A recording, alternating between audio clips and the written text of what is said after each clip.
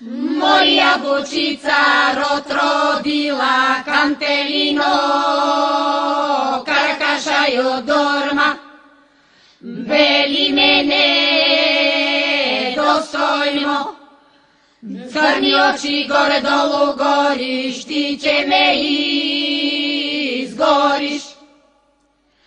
Moj provik na se zelen zdravec Kantelino, Karakaša Jodorma, beli mene dostojno, crni oči gore dolu goriš, ti će me izgoriš. Morija sam cvete najmerezljivo Kantelino, Karakaša Jodorma, beli mene dostojno, crni oči gore dolu goriš, ti će me izgoriš.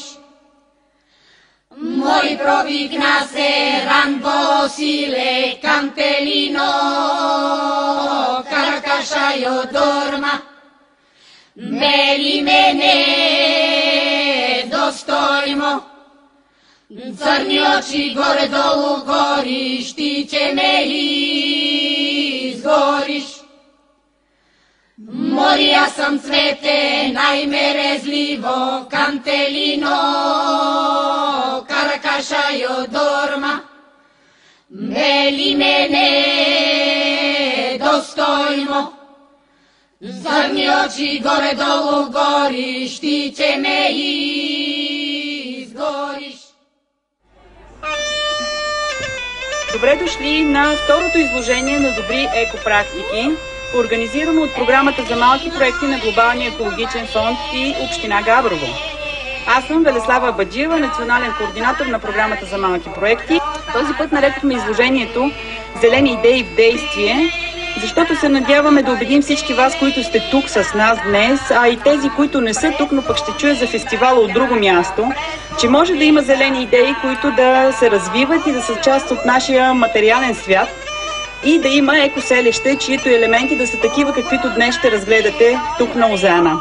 А сега искам да дам думата на министъра на околната среда и водите, госпожа Нона Караджова. Здравейте, приятели! Здравейте, съмишленици! Днес сме тук, защото сме обединени около една идея за устойчиво развитие на прекрасни места, като това, което се намираме. Искам да ви пожелая да сте много здрави. Един прекрасен ден. Днес програмата е наситена с едни чудесни събития. Успех и се надявам това да се повтори не само веднъж в бъдеще. А сега давам думата на министъра по управление на европейските фондове, господин Томислав Дончев. Уважаеми колеги, приятели, места като това са богатството на България. Защото ако човек има много пари, може да си купи всичко. Може да си купи голяма къща, може да си направи басейн, може да си направи дори изкуствено езеро. Това, което не можеш да си купиш дори с много пари, е гледка като тази, чистотата на въздуха и цялата природа. Затова места като това трябва да бъдат пазени. Защото това е богатството на България. Искам да имате хубав ден. За мен е удоволствие да дам думата на кметът на Габрово, господин Николай Сираков.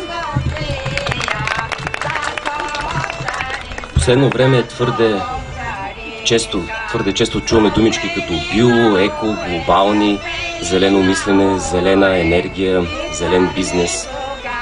И може би те станаха толкова модерни по една проста причина, че ние десетилетия наред вярвахме, че човекът е създаден за да управлява природата и Вселената. Тоест бяхме забравили, че ние сме деца на Вселената, деца на природата и нашата първа задача е да живеем в хармония с природата, в хармония с Вселената, в хармония с самите себе си. Желая на всички това, което вие съпреживеете тук, да ви зареди с енергия, а молбата ми е тази енергия да я споделите с колкото се може повече хора и разбира се, ние като домакини ще бъдем изключително щастливи, ако още следващата събота и неделя вие доведете по още поне 3-4 човека, за да се насладят на природата. Приятни забавления!